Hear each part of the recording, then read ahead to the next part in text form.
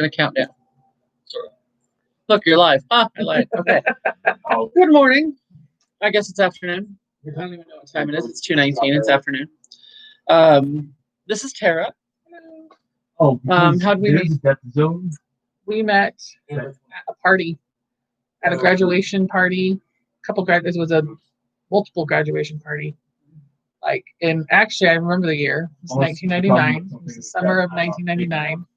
And actually, it was. She's getting a phone call.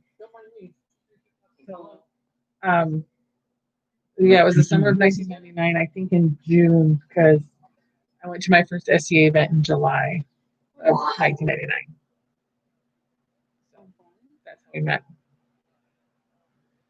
And I don't know who she's talking to. And it's a job thing. So that timing.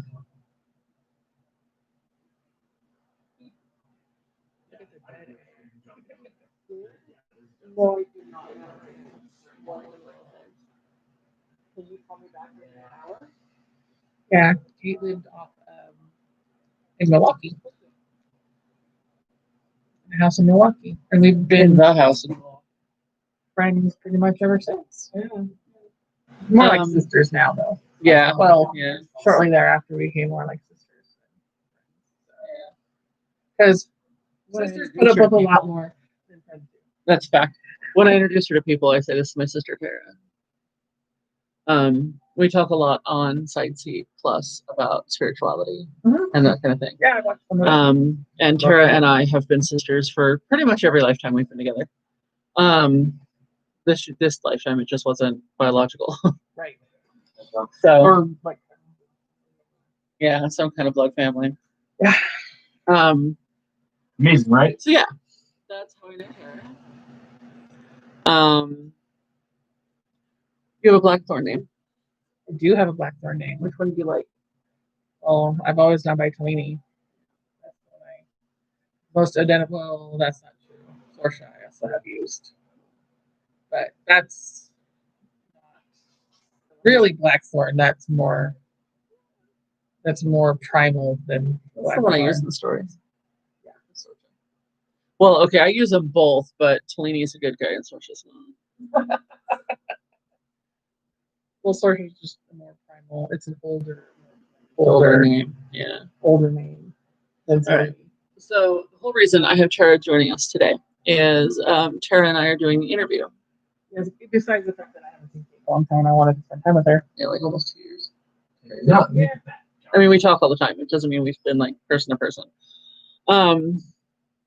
So you guys have seen the other interviews. The chat is up and running. Down the other interviews also. the other interviews I have recorded and then uploaded. Okay. So this is our first interview live stream. So is it live stream? Or is it YouTube and Facebook? Just the YouTube. Oh, okay. Yeah. So yeah, that'll be fun. Yeah. This will have a live chat, so if people join us. Nobody's here yet. Which is fine.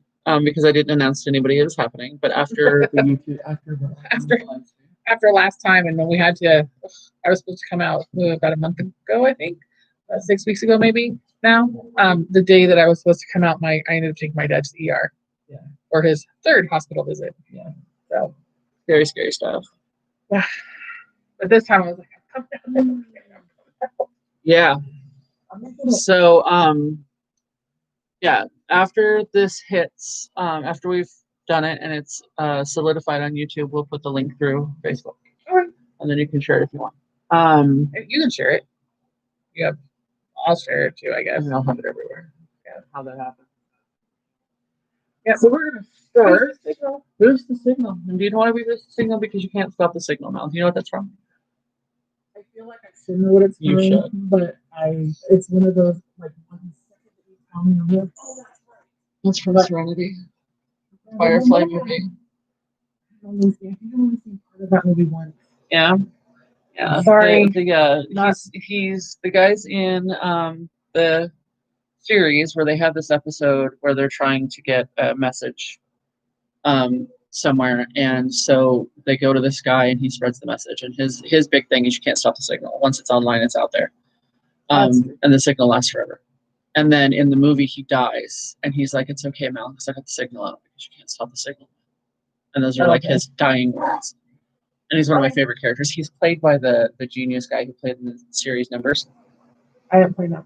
You watch Numbers? Okay, it's a crime film. Anyway, so that being said, that being explained, now everyone will know, and hopefully, so people will start responding with it. Okay, question number 1. Are you ready? Yeah. Okay. What is your favorite story you've ever heard about yourself? I'm still a firm believer that people don't talk to me about myself. Like, they don't really tell me, like, but I did think of one. Yeah, what is it? Well, about 1999-ish, actually in 98-ish, 97 or something, there was this phrase that went around that was "oh shitty." Yeah. That was me. Totally me. And what happened was that me and my friend Steph and my brother Robbie and his best friend Luke all went to a lake. And we were tubing and swimming and stuff out there. And the first incident of "oh shitty" was, there's 2 that day, and I think that's kind of what solidified it. I was inner tubing for the first time. Never inner tubed. Always been a big girl. Always will be, probably. Just how I'm built. And they're like, just kind of flop backwards. And that's how you guys get into an inner tube. But when you're bigger, it doesn't work so well. So I flopped back. The inner tube shot out from behind me, and I landed up on my back in about 2.5, 3 feet of water, looking up. And then I sat up right away, and I went, "oh shitty," and I was like, "oh, and I got a sandy ass," and because my swimsuit had scooped up the sand that I had landed on and sent it straight down into my. And so that was the first "oh shitty." But the same day, we're getting ready to, because I had an 81 Honda Civic wagon, and that's what we had brought, and the inner tubes were collapsed, uninflated when we got there, and we inflated them. Now they're inflated. We're like, oh crap! So we have to try to uninflate them, like deflate them. I guess that's the right word. Yeah. And so, well, it's important to note here that if you're ever deflating inner tubes, that you, one, don't do it on a hill, and if you do it on a hill, that you sit on the uphill side, not the downhill side, where you're sitting on it to help it deflate, and all of a sudden it goes over your head, and you go ass over tea kettle screaming "oh shitty" as you're going over, alerting everybody else in the park that something is happening. So they all turn and look just in time to see you go ass over tea kettle. That's nice. And then "oh shitty" became a thing. And it went around for a while, and I was like, "Oh, yeah, that was me." All right, that's cool. That's cool. I like that a lot. That's the only story I can really. That's like my favorite, I guess. It's so embarrassing, but it's so funny. It's like, how can you, like, even now? It's like, how can you not laugh at that story? Yeah, it's just freaking hilarious. Yeah, there it is. I like it. I couldn't think of one before, then I thought of that one. I was like, oh, all right, I'll do that one. What's your favorite word? I actually got this. I know you did. I took notes because I have a terrible book. So I took little notes. So I look down my phone every once in a while just to kind of remind me of what I had said. My answers could be different today because that's just the way I am. But this one I like. I don't. There's so many great words that mean a lot that for different reasons. I mean, because I put, there's emotions behind words, like honesty, integrity. Those are all great words. Reemergence, moving. Like, what's your favorite word to hear? Well, it's not one word. It's just my favorite thing to hear. Yeah. And that's not one word, and there's not one word that is to describe just that thing. There's not one word. At least not in English language. Maybe in some other languages. And some of you have another language. Which is just like you are enough. That would be I think my. there is in Korean, but I don't know it. Yes, that would be my. I love words. I do like words. I like positive words. Yeah.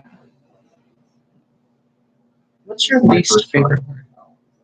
Loins. Oh, I don't know why. Moist. I can think of moist all day. Moisture, moist. It's moist. Everything's moist. I don't care about moist. Loins. Oh, it just gives me the heebie-jeebies for some reason. That's fantastic. I love that. It might be my mom's fault. I don't know, but I bet it is. I but would loins is imagine. like I'm watching Big Bang Theory because I never watched it, and on HBO Max they have the whole entire Big Bang series. If you haven't watched it or want to rewatch it, HBO Max has it all, and it's the only place that has it. Yeah. But Amy Farrah Fowler uses loins a lot, and it's just like, like it just I don't know, cringy. That's funny. I like Yeah. it. All right. What turns you on? So I wasn't sure about this because that could be taken in a lot of ways. Yes, it can. And so Why we discuss it? but that's why so like if you're like meeting somebody for the first time, So if you're a light, you're light. if you were a light, what turns you on? What makes you go? What makes you Perceiving be? Because a lot of people go, my turn-ons are coffee and walks on the beach. that's like the stuff like see, I was thinking like before you even get to that point, you have to be turned on by something. But after she's done moving the big I know, like it just suddenly started moving, and I was like, don't spill. It just suddenly started moving on me. Laughter would be the thing that would like interest like or something like that's the first like a smile and laugh. That's the first bit. And then once you get past like the first meeting and stuff, then it's definitely But what about like and not lip kissing necessarily. no? It's no. Kiss on the forehead or Okay. kiss on the hand. I love it because George likes to lean over and kiss me on the What about like in life? Not necessarily romantically, but like if your life was a light bulb, okay, what turns it on? What makes it glow? honestly, I would have to say nature, just the beautifulness of nature. That the stuff that's been created is just flowers and trees and sometimes it's leaves. Just the beauty of nature and just beauty actually in all forms, but it's not it's what some people would consider necessarily traditional beauty is not necessarily what I would consider traditional beauty. I agree. That's not I can find beauty in a lot of things. And that's so I try to find the beauty in things. Pull this closer. Just touching Joe's hair, and every time Joe adjusts in his video game, it bounces the thing. So my screen goes on. So yeah, that would I thought that turns you off. There's something right here. Oh, I do. Uh, cruelty for cruelty's sake. Well, actually, that doesn't that more than turns me off. That actually hurts my heart. And what's going on right now in the world is way bigger than me, and it's way too much to comprehend. Just because the scope of it, if I literally thought about it, I wouldn't be able to do anything. I wouldn't be able to move. So the cruelty for cruelty's sake is definitely something that is very affects me greatly, especially to animals. Honestly, especially to animals. Adult humans hurting each other, that's okay. There's reasons behind that. It's not good. I don't agree with it, but Don't hurt defenseless things. defenseless things is the old, the young, and animals. It's like they didn't ask for that. They're They not part didn't. of your shit. Yeah, they're not part of your shit. But, I mean, so that's like the deep version of a turnoff. The other thing is like somebody who's like a braggator who lies. Yeah. I don't do lying. I don't lie, and I have a hard time with people who do lie. Yeah. All right. Because trust is huge with me. What sound or noise do you love? Burning. That's when I lost Freya. That is the one thing that I realized I missed the most. And somebody, Christine, actually, I had posted something online about how I missed Freya's purse so much. And she actually found there's, it's going to be mean, and I don't mean it to be mean, but that the derpy cat, kind of messed up a little bit. She had a stuffed animal that purred, and Christine bought it and ordered it for me and sent it to me. Yeah, and so Christine's awesome. She is awesome, and so, but then I got a cat. Yeah. So a couple months later, I couldn't handle it anymore. My cat is from the New Streets of Gresham. She was found on a construction site off of 162nd, I believe, in Division or Burnside. Okay. And a friend of a friend had her. And actually, they had rescued her sister first, and that had been promised. She had been promised to somebody else. I was really sad about that, and then she found another one. And then I was the next one in line, so I got her, and I found out that I definitely got the better sister. So. All right. Because my cat, she loves me, and I guess isn't very friendly. Turned out not to be quite so friendly. Yeah, our kittens don't like to be held and cuddled. Bug loves to be held and cuddled. She jumps up on me all the time. Yeah. Coven comes in. It's so funny. Coven's new thing is he's figured out that if he rubs against things, it'll pet him. So he comes running up to. He'll come running up against the door and just do this and lay down. Yeah. And you're like, that. What I just petted you, idiot. Yeah. Yeah, purring. That's my Sometimes I just end the smelling the top of Bug's head. Yeah. That's the only place that she can't lick herself. So that's her true smell is the spot right on the top of her head. And I know I'm supposed to tell Facebook about it, but just when she snuggles up to my chest and I'm just like holding her and she's purring and I'm just smelling in her head, that's like that makes my anxiety go away. It's just I can get lost in her purr. Okay. What noise do you hate? What's the worst sound? I don't know if I actually. Oh yeah, I do have that. This may not make sense to all of you, but I think some of you will get it. The sound of pain. Having my dad be in the hospital room and hearing his sounds of pain, that is definitely, or just like, and it's like, it's that deep pain that doesn't know it doesn't. Yeah, you're just always going to have it. Yeah. That's the worst sound to me. What is your favorite curse word? Everybody's favorite word. All right. It is. It just it fits everything. One of my least favorite ones, since it's not on here. Yeah. Pointed that out to her today. I hate that. Unless you have an English accent and you're actually you're British, then it's okay. You just get the right context. But you can't just randomly say it. Americans calling other people that, I'm like, that's just not a word. Like if I call somebody that's like new level of dislike right there. That's a reserve for very special people. Okay. What's your favorite happy word? You have again. So so the word fuck, we use it when we swear, right? Right. So what do you say when something really good happens? What is that word that comes out of your mouth when you're super happy? I don't know if I have one. I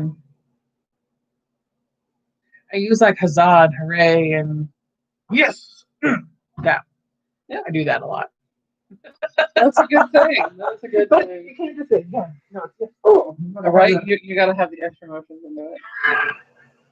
Okay, so what other profession other than your own would you like to attempt? What I would like to have attempted? No. What would you like to try right now?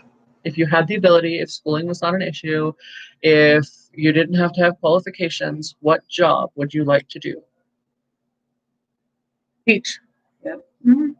I would love to be a probably second grade teacher. First or second grade. Oh, and I'm sorry if I'm swaying, if that's going to cause you guys issues. I'm sorry. It's part of my ADHD thing. It's just going to happen. And my anxiety, it just manifests in swaying. Done it all my life. Don't notice I do it.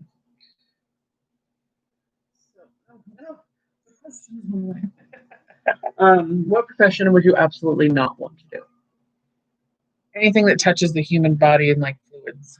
I don't do well with fluids of any kind. That reminds me of Devin. Wait, it has fluid. Yeah, no, I'm good with snot thing, snot spit, and other. I just fluids, blood. I'm okay with blood. I'm okay with blood. Every other fluid, not so much. And dookie, poop, no. A whole new level of suck right there.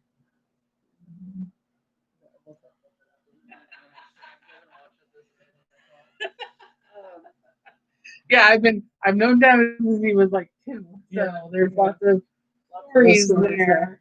What inspires you the most? Oh, I think I do have. I think I put this down. I don't have the number. Okay. Oh, nature again.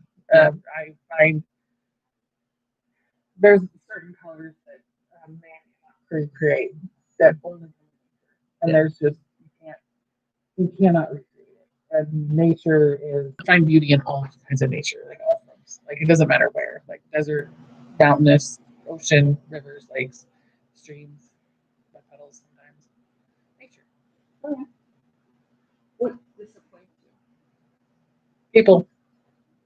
The human race, especially Americans. Americans, yeah, I'm really disappointed in Americans and how they handled all this stuff. The self-righteous entitlement chip on the shoulder thing with Americans. That like, not all Americans have it, but enough of them have it that It represents us across the world. Yeah. Yeah. But the few of us were like, we don't feel this way, are kind of like overshadowed by bad. And that's typically in everything. Bad outweighs the bad overshadows the good. And that is what's going to be remembered. Is this bad stuff? And so yeah, I'm really disappointed in our citizens. What motivates you? That's a hard one because I don't.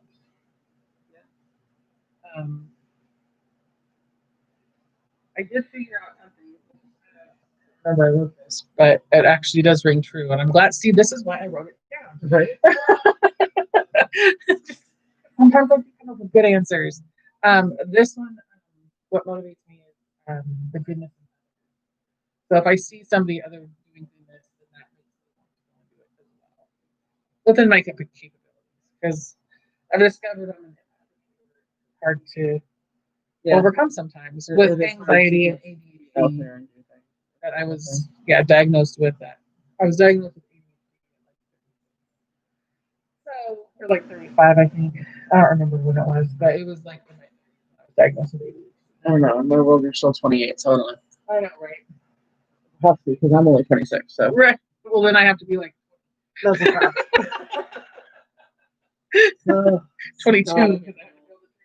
Right? Yeah. So what?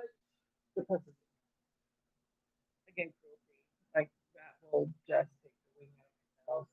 And the rejection. I'm looking for a job right now, so rejection really will. Yeah. If I get too many, like, sometimes I'd rather just not know because then I don't actually have a rejection. It's just out there in the ether. Right. But when you get that letter that says, we've decided not to move forward with your application, you're like, that's fine. I didn't need a job. Right.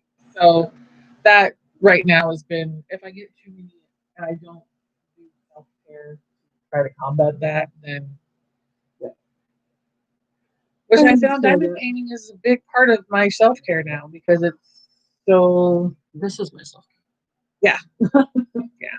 It seems crazy, but this is what I'm doing. Yeah. No, that makes sense though. Yeah. Your extrovertedness needs. Yeah. People. Yeah. This quarantine is killing me. I need to stream. What is the hardest part of your life to this moment? What has been the hardest part? There's a couple things. This might get a little teary. Oh yeah, no, I expected we were gonna cry about this one. We're both gonna cry. It's gonna be terrible. Why we cry? Yeah. My worst time was probably almost 3 years ago now. What I call my 6 weeks of hell. 7 weeks actually, if you include my little fish that I lost. That was a little dork and got Go into their through, rocks. go through it from the beginning. What happened? Okay. In like September 3 years ago, my dog got really sick, and we took her to the vet. She had a massive neurological event in the backyard, and I had to carry her to the car, and we had to go to the vet. And she didn't come home with us. My Misty, she didn't. She was not in any. She had like a massive stroke, or something, and she was not with the vet's help. You know, we did not make this choice without a vet, of course. We were, but we chose. We didn't choose really. She needed to be put down. So and my husband at the time couldn't make that decision, so I was the one who made the choice, and I'm the one who signed all the paperwork. And then 2 weeks later, he had the nerve to up and die on me. The nerve. How dare he? I had to put my into it somehow, otherwise I was going to just straight up start crying. So 2 weeks later, he passed away very tragically in the middle of the night On my birthday. Massive heart attack. On my birthday. Well, yeah, yeah, his.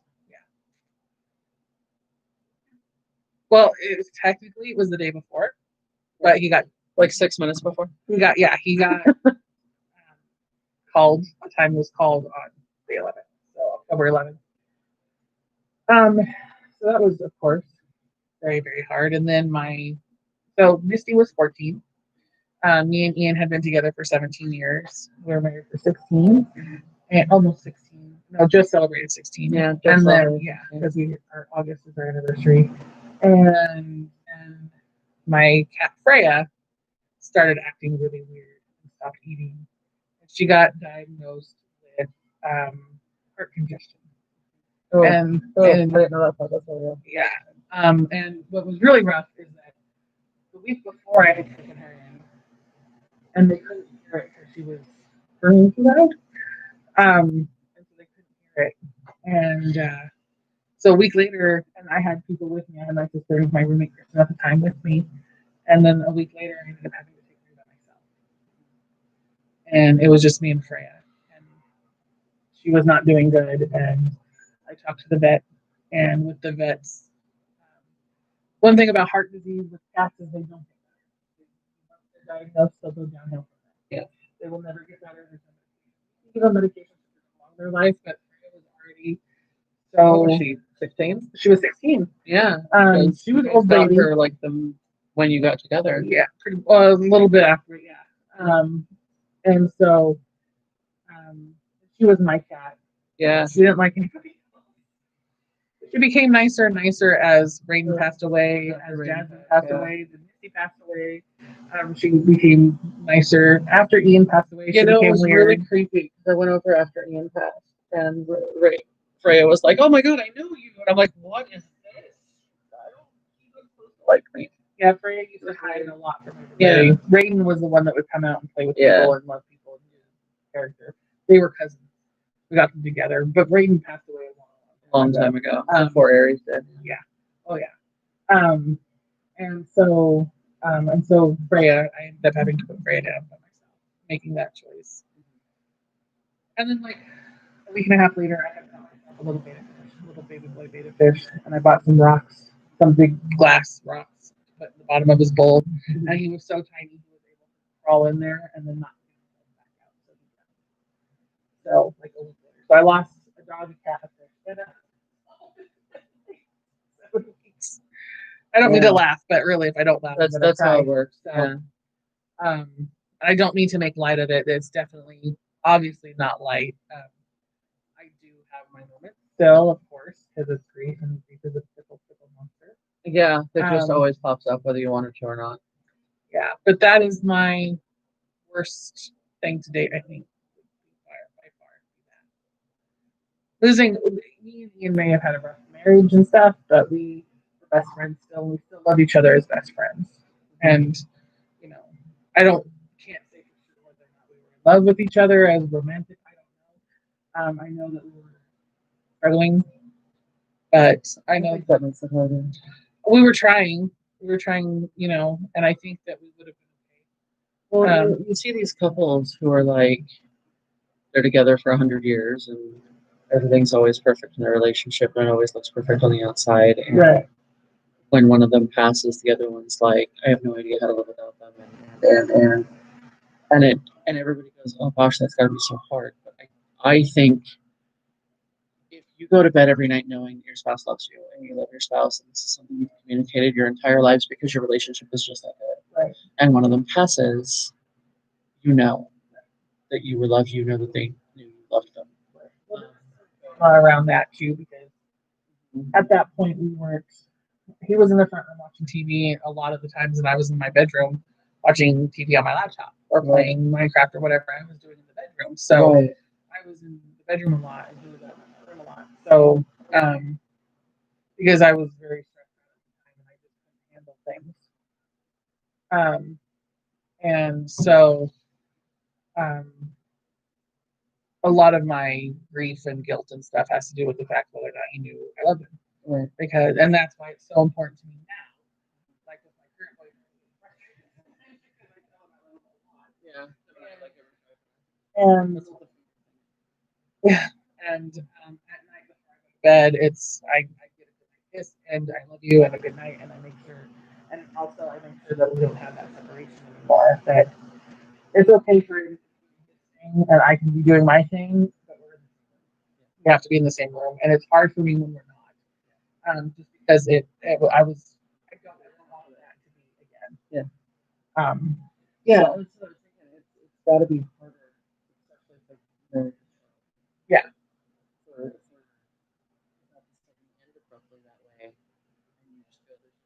No, none. Yeah.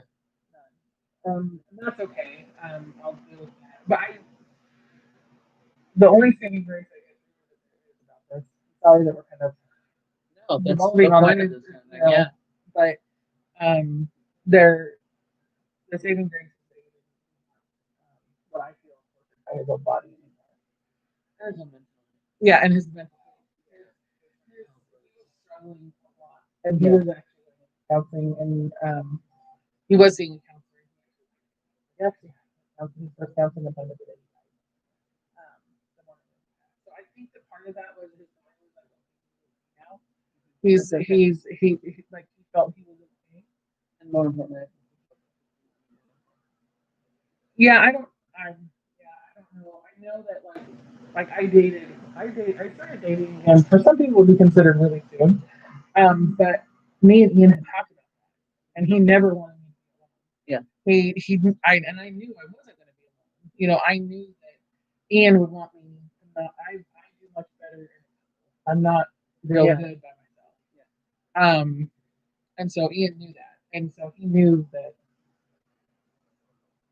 I never once felt guilty about when I started dating. Between talking to my counselor, my family, my friends, and his mom, Ian's mom, I never felt guilty when I started dating, and I really don't care about what anybody else's opinion about that is, because quite frankly, it's my grief. It was my relationship. It was my late husband. It's my life, and nobody else was there, like for that like that, you know. And so it's not up to anybody else. And that's one the thing with my grief counselor was very much. She was so supportive. She was like, and I valued her opinion so much, and she knew I valued her opinion so much, and so she would give me her opinion, and she knew me after talking, because I went to her for several months. I started counseling in December, and I did. I was a part of a Facebook group that was really great that helped me through those first couple months because it was worldwide, and no matter what time of day or night, I could always find somebody to talk to. Yeah. And so that helped. And so I don't feel like I didn't do it justice. I don't feel like I was like I've done Ian any injustice. I think no, I think you're absolutely right with all of that. I think that if you were a person who were just like, well, that happened and moved on, that would have been a problem. Right. But it's not. You still grieve. We still talk about it. We still you have days where absolutely where I'll bring it up and you're like, not today. I'm like, oh, okay. The best way I've ever heard grief described as is like ocean waves. They're always there. Mm-hmm. But sometimes at the beginning, they're crashing, but then it's storm. They keep like crashing all the time.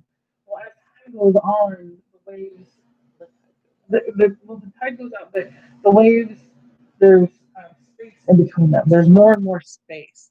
It's not like they're probably never going to go away fully. Because Ian was a huge part of my life. That was a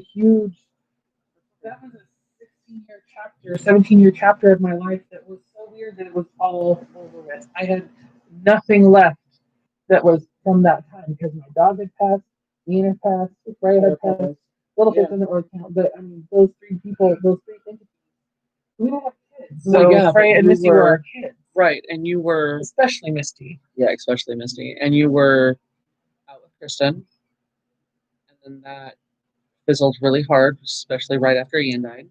I went a little crazy. There was some stuff that happened, personal stuff that I don't want to talk about, but on this platform. But you were in a spot where the rest of your support system just wasn't available. Right. And so, yeah, I had to be really self-sufficient there for a little while. Yeah. Because, yeah, a lot of things went away, and I was by myself, and that was hard. Being alone was very hard. Luckily, I did find George. Not saying it's always been easy with George, but we definitely put up with each other, and we can talk about everything and anything. I saw Ian and I talk about anything and everything, and come to find out there was a lot of stuff to talk about. Yeah. And there was a lot of stuff he never told me. Yeah. There was a lot of stuff that I thought he had done that he didn't do. I thought he didn't do that he did do.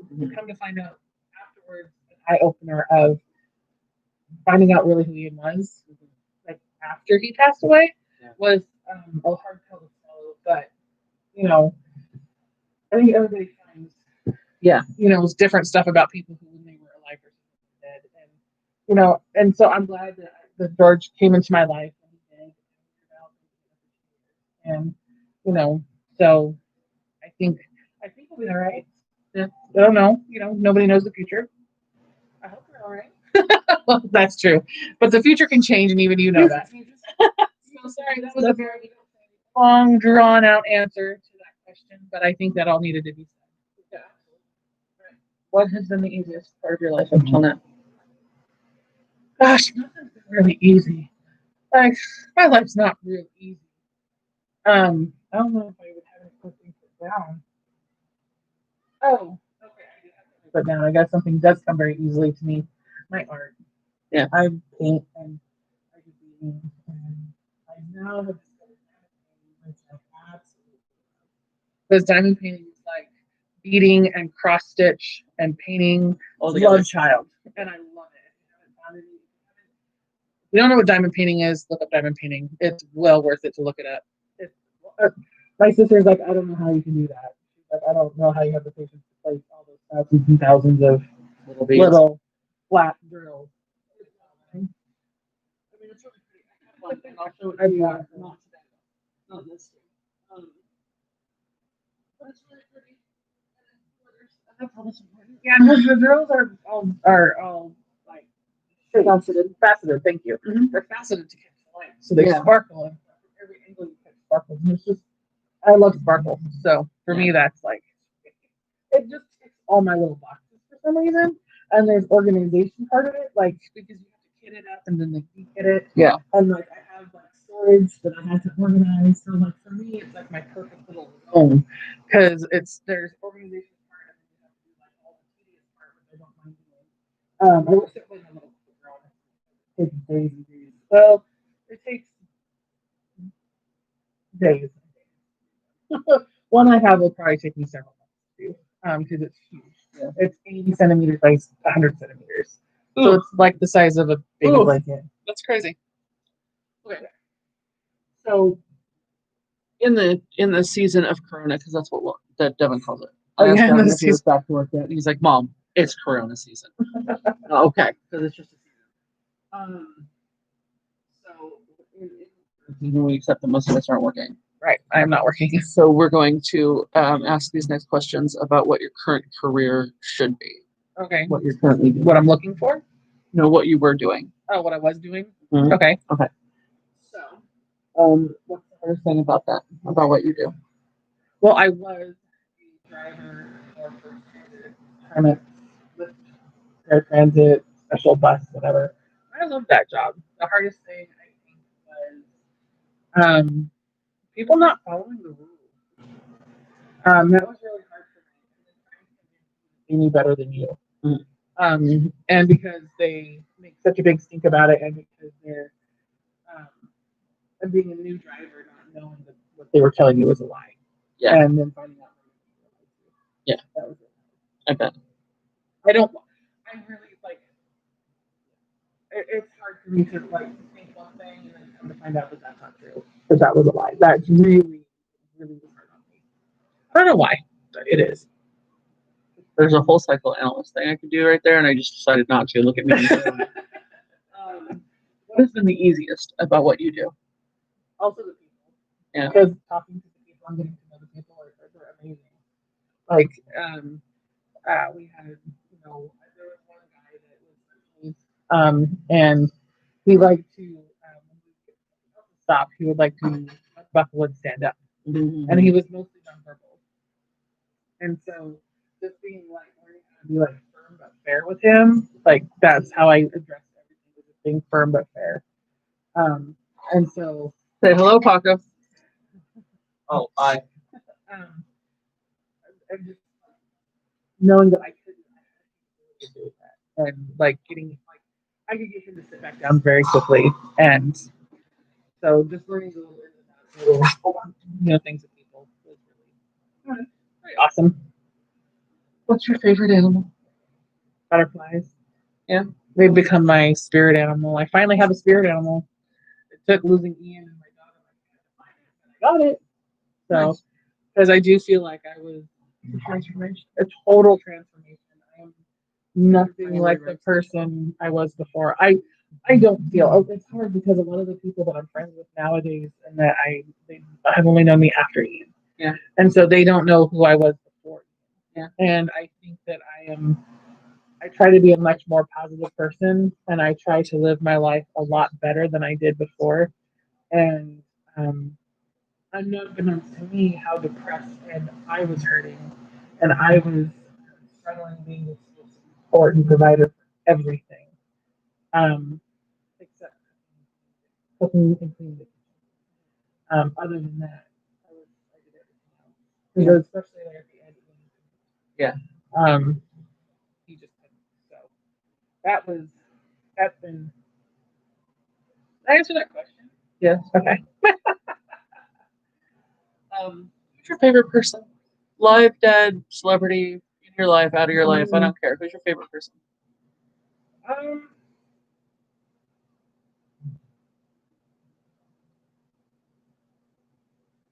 That's hard.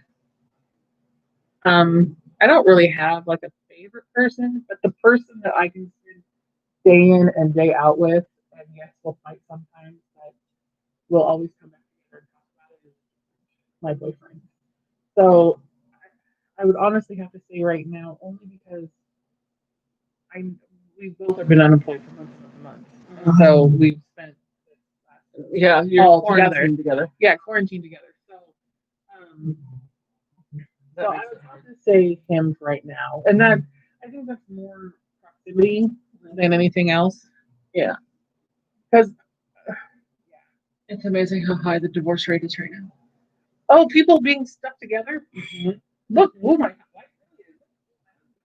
Yeah. Yeah, look how they really are with the kids. Look how, because the kids are home. Look how they actually handle the kids. Oh, and teachers. Yeah. Yeah. Parents got an eye opening when the teachers stayed home because, oh, yeah, look, the teacher wasn't lying. Right. Cases. Your kids are assholes. They're not around. So, school bus driver. I was a school bus driver for almost 3 years. Yeah, and that's the whole thing. And,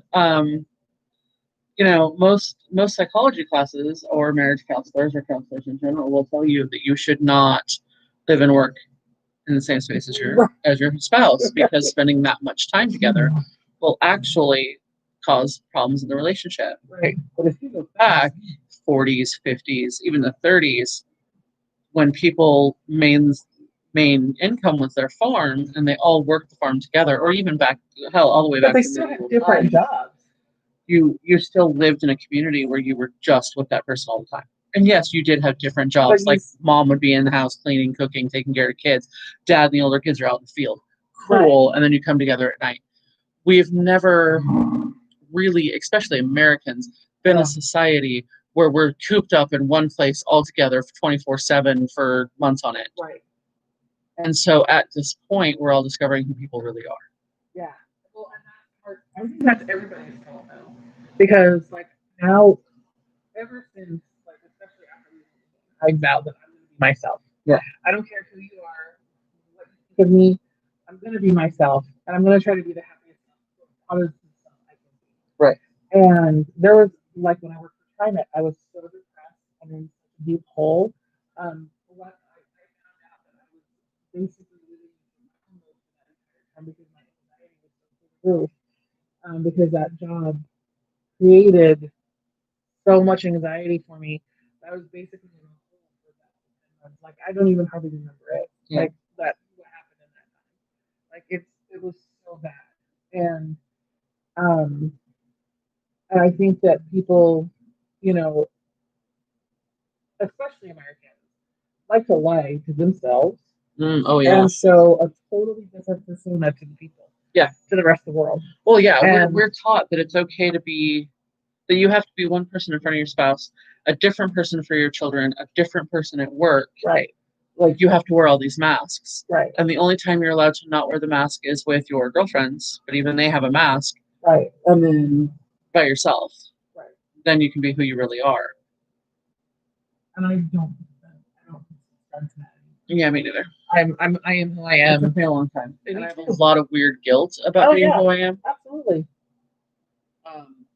Which is weird because I have a lot of really good friends in the support system right now who are like, you don't have to feel guilty for being who you are. And I'm like, no, I really do. It's just ingrained in me. Yeah, I don't have I have a couple people that are my support system, but I would like to have more.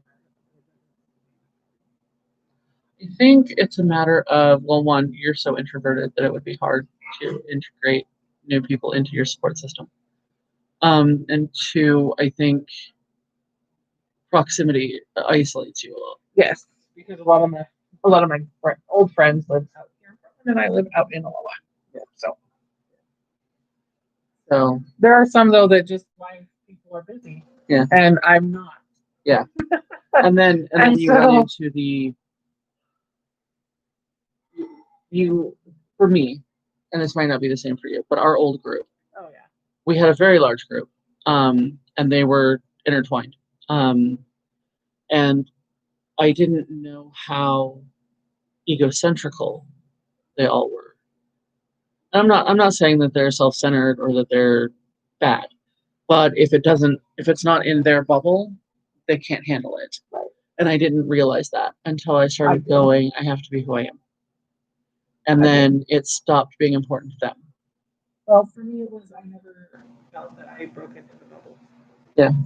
And so I didn't feel like I ever. Ian did. I feel like Ian did. Oh yeah, Ian formed most of those bubbles. But I felt like I was on the outside of those bubbles. I never felt like I was part of them. Yeah. Like I was that own little bubble in bubbles, but not. Yeah. I never felt like I connected like really well. I honestly felt like Wayne feels that way too. Like people put up with him because he's my husband. I'm so extroverted that I don't care if you have a bubble. I'm just gonna be there. I don't like. Standoffish. I'm not. I'm just so shy. Mm-hmm. And if I like do approach somebody, it's like a big damn deal. And then if I get rejected by that, I get hurt. Like I get like mentally hurt. Right. And I'm just emotionally like, okay, well, I'm not doing that again. And then I will back off until they approach me, and I just feel like people approach me. Yeah. But again, it's a lot of that egocentrism where people would go, well, if you wanted to be a part of the group, you'd step up and say so. That's not how introverts work. That's not how anybody in your world works. You don't work that way. Why would anybody else? So, it's a whole thing. Like, That screen's gonna go dark again. yeah, I see. Yeah, that's a whole thing. Yeah, that goes back to this question was who's your favorite person? Yeah. And why? Because if you can spend 3 months 24/7 in a house or an apartment, even especially an apartment, one bedroom apartment with one person and still like their presence, that's your person. I still want to be around them. Yeah, that's your person. Deal with it. And at this point, I've got 5 people in a 2 bedroom apartment, and we're here 24/7 together. And for the most part, I like them all. So.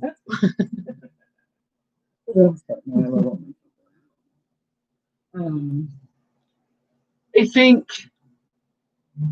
my problem, because everybody in the house was extrovert or introverts, and I am a severe extrovert, and I keep going, we should all spend time all together all the time, and they're all like, God, leave me alone. And that causes me problems. Next question, are you ready? Yeah. Is regression the end? Are we? Yeah. Okay. If heaven exists, what do you want to hear God say when you arrive at the pearly gates? This made me cry when I wrote it, when I read it, because of my answer.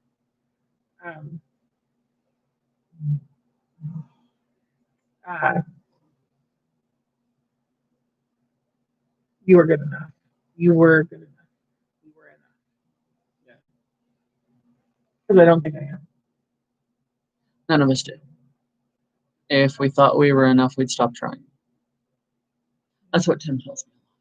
Tim tells me the lessons of the great and powerful Tim. Which we call him the great and powerful Tim because it's a Monty Python reference, and you guys should all figure that one out. He tells me that he's never good enough for this family because if he becomes good enough, it means he can stop trying, and a real man never stops trying. And so, I mean, you're never going to feel good. That's just a fact. I don't. The trick is learning your limitations and being accepting of them. Right. And it's not a matter my of limitations. whether or not you're good enough for something. It's whether or not you tried your best. Yeah. And that's what's important, in my opinion. I mean, I don't have a degree or anything. Wait, yes, I do. Yeah. Good answer. I like it. This says, what happened in the real question should read, and I need to change it, is what's your happiest memory that you're going to keep, like, on your deathbed? What's going to be the one thing you remember? That's really hard because there's several memories that I'll go through. The day we got the day we got Freya, the day I got Bud. She was in her little pink harness. So cute. It was little bitty. Aries. Oh, her and Aries, her little pack. Yeah. Was very much a lot of memories. Yeah. There was a lot of people that I love desperately. See them. Like We were set up to go to Eagles this year. I was going to talk to you about potentially going to an SCA event with you. You should. Because totally do that. I think I would really. I could only get him to go for the day, but I would stay the night. Yeah. No, Tim wants to go really bad. There's never been. He's never gamed role play games, and he wants to do that too. But he wants to do specifically like D&D. He's never done anything, so he wants to do like D&D or Pathfinder. I thought would be. Ooh, that's a thing. I can make that happen. Ooh, let's make that a thing because I know George actually wants to play like that kind of world. Right. Yeah. Sweet. Nice. Might have just put a game out of this. Yeah. Sweet. Because I need to add another one or something. There's not enough going on my plate. Well, of course not. I remember like gaming. There's a huge lots of memories of gaming that are just. Oh my God. Yeah. You mean with the bumpity bumpity? Mine is blah blah blah. Big canoe. And that was actually something Mike had. I said that to somebody, and they were like, "What?" And I was like, "Ugh, I don't have time to explain it to you. If you don't understand it, it's just laughs on you." But They yeah, asked me what I would do in a certain situation, and I was like, blah blah blah, bang canoe. This is not that hard. right. What? Yeah. If you do not understand the reference, I cannot explain it to you. You should just know what that means. There's lots of happy. I have lots of. I look back and I do have a lot of happy memories. There's, of course, soul crushing ones too, but Yeah. there are. But here's the question. There's many magical memories.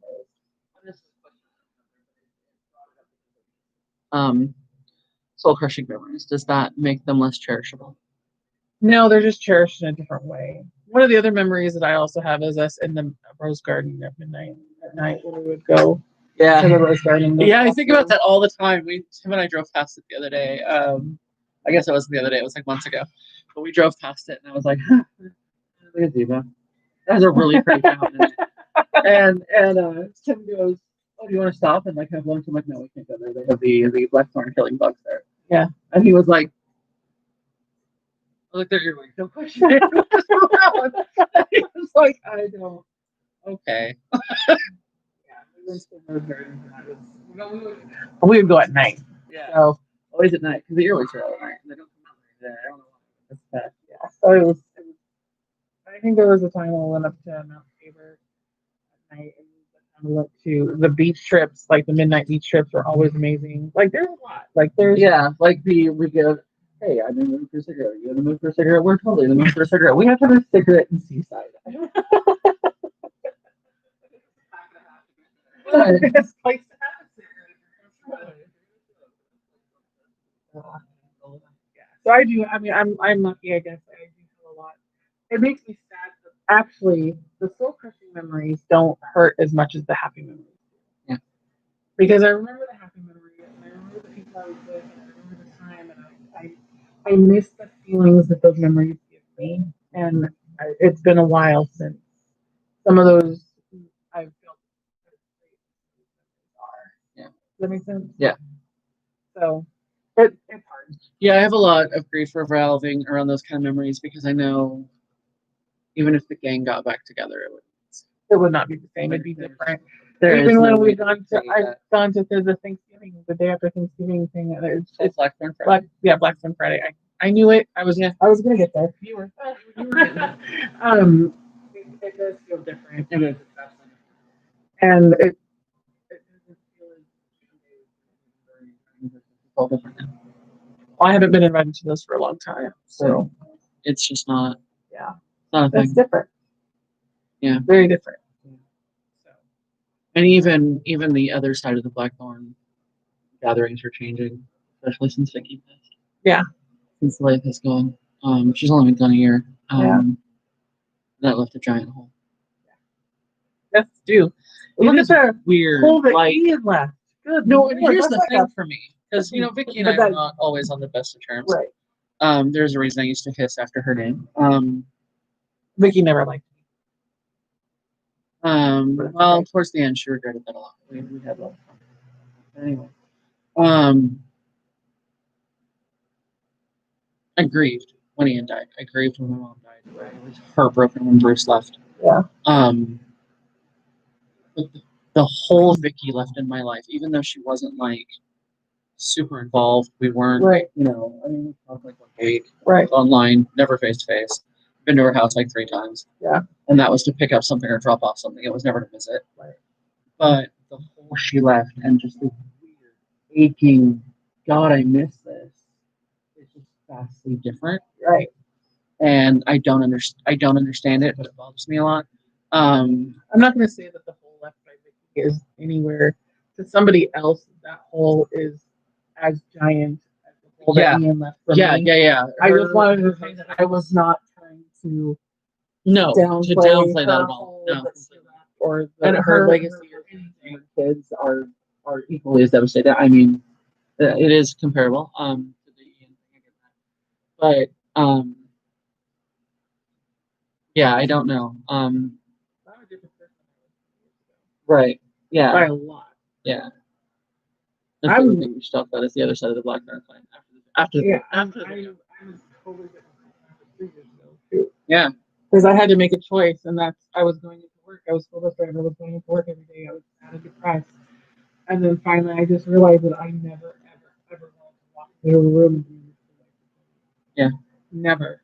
And I never wanted to be that person again. I want to be the person that when you walk into a room, when you see that person, you smile. Yeah. So I have a friend, every time she came into the bus garage, I just smile. I was like, that's who I want to be. Yeah. And that's who I start to be now. And that's where I go with the positivity stuff, is that I want to try to be as positive as possible because I don't want to suck out anybody else's life. Yeah. I struggled with that a lot, and I have struggled with that. That's my goal. That's a goal. It's my only goal. Speaking of goals, what's your proudest moment? I have two. Yeah. Actually. When I won second place at regionals for the school bus rodeo, I still have my trophy. It's huge. Amazing. I love it. I don't know why that.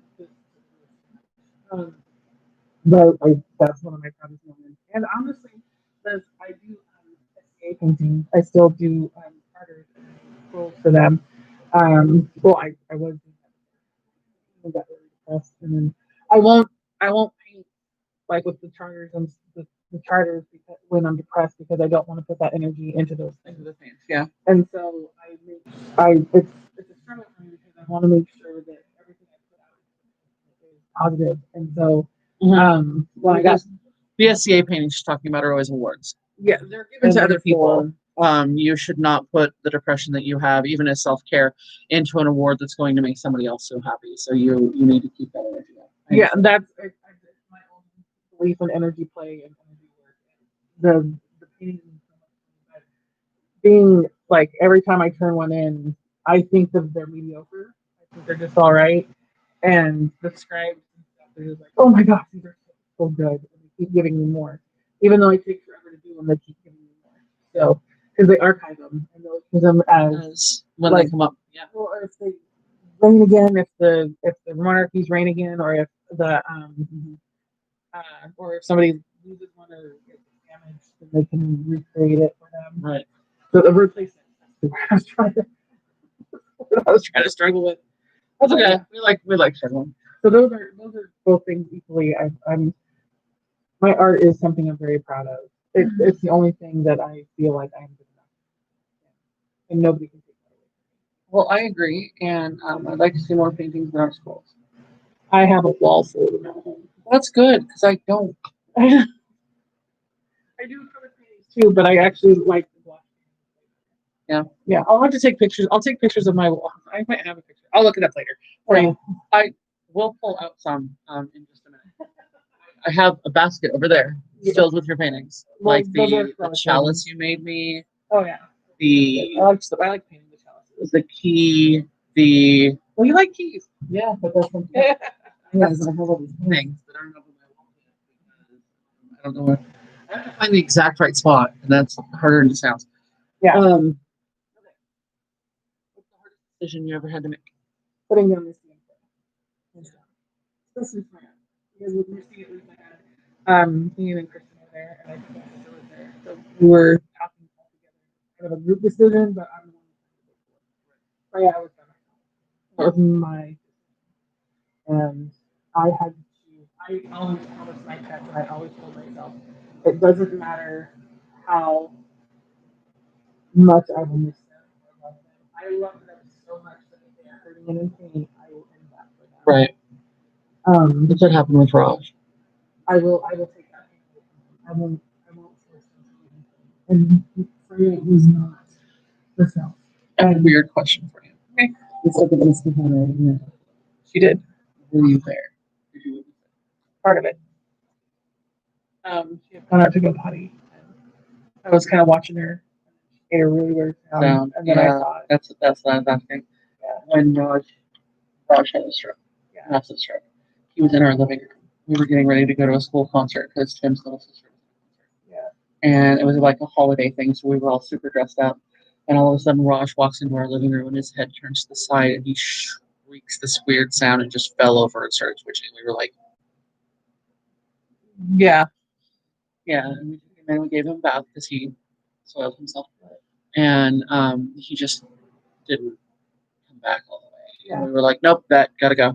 And it was, This was also doing, they took her back and they brought Tommy laying on a blanket.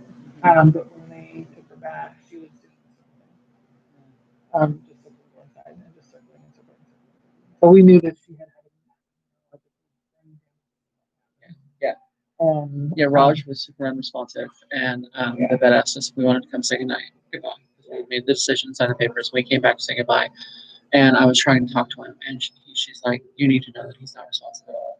And I glared at her, and I looked down and went, "Raj, and Mommy's here." And he lifted up his head and spoke to me. Misty and Ian, as Misty was getting the shot, Ian had, I wanted Ian to have that because Misty was supposed to be my dog. She was that was never a question.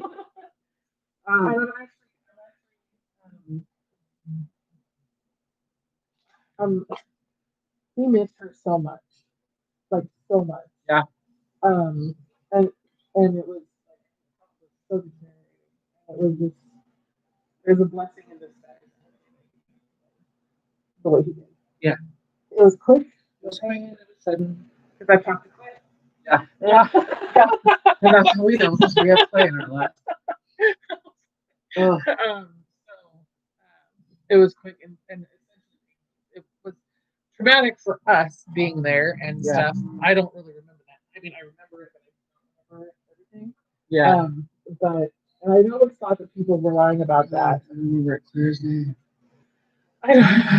People keep telling me, you're not going to even remember this. You're not going to remember this. I'm like, yes, I will. What are you talking about? I'll remember everything. I can tell you, William came in my room with my van. Maybe it was earlier. I don't remember the exact time, but I know that William came into my room and went, "Mom, you need to wake up. Vonna's been calling you." And I'm like, "Fuck, something happened to me." That's the only reason why I would call. Right. And so I called Vonna, and she's like, "I'm sorry." And I was like, "Fuck, something really bad happened." Because she's being really quiet and really, And I'm like, "Okay, what?" And she's like, "Tera called me, and I just lost my shit." Because I knew right then, I knew exactly what had happened. Actually, I didn't think I called her. So what happened was that Ian's brother posted something on Facebook.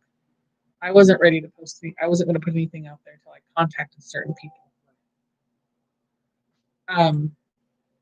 His brother posted something on Facebook. Well, I think, and so I felt that I had to post something on Facebook, and that's actually what happened. You were somebody I had called Clay right after I posted that, and you were like on that list of people who I was calling. But I think Vonna saw it, I think, because she was up for some reason. It was like 3 or 4 o'clock in the morning. So I thought that you had, because I had a missed call from you. I probably did try to call you. Yeah. And Vonna said she called her. Oh, I might have called her because I could, and I needed to. Yeah. So I might have, because you were living together, right? At the time? I might have thought you were. Yeah. I don't know. But no, I really wouldn't know. Yeah, I don't me either. So she called William because William always wakes up to his phone. Yeah. And I don't think I had William's number. No. So she called William, and William came and woke me up. And I was like, "Mom, Vonna says it's important." And I was like, "Fuck, I cannot have something happen to William right now." Because I was living, just William and I in a little 2-bedroom apartment. Yeah. And Vonna says Tera just called me, and I didn't even need her to finish the sentence. I was like, "Okay, I'll call her. Thank you." And she's like, "Do you want to know?" I'm like, "I already know. Thank you." She's like, "Oh, you didn't tell me you saw it coming or anything." I'm like, "What?" Okay, number one, if Tera's the one calling us, then we know it's Tera, and it's not Tera. Okay. Number two, Tiffany's healthy, Mom's healthy, Grandma's pretty healthy. Ian's the one that's not healthy. We know what happened. Okay, I'm gonna call Tera now. So yeah. I would have probably, if one of those other people if it had been any of those people, and you would have probably called the next day. Yeah. I would have after your crap was over. Yeah. But you would play, and I think, I don't know if I got up now. No, I think Clay did. Because I asked Clay to do that for me. Yeah.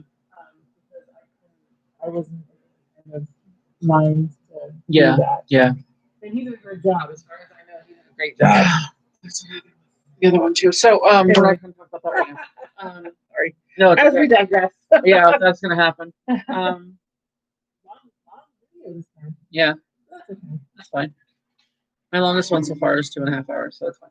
I don't even know how long we can do it. Oh, It does an hour and 9 minutes. An hour and 10 minutes. All right, where am I? Biggest regret. I think my biggest regret is not being the person who I should have been. I think that one of my biggest regrets is being not understanding Ian more, not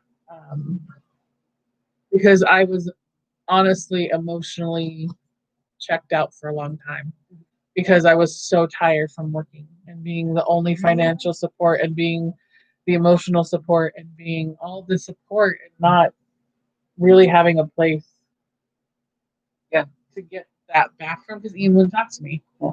And so when he was upset, I was like, call Matt, call Clay, call Brian, call Kate, find somebody to talk to, get this crap out. And I felt like I feel like I was alone for a lot of that. Yeah. And left to my own devices, and I don't think I succeeded very well. And Well, so I think there was a vast change in you, like just after the first year you and Ian got married. There, I knew you before. Yeah. Before Ian. You know me before Ian, during Ian, and after Ian. Yeah, and you were vastly different before Ian.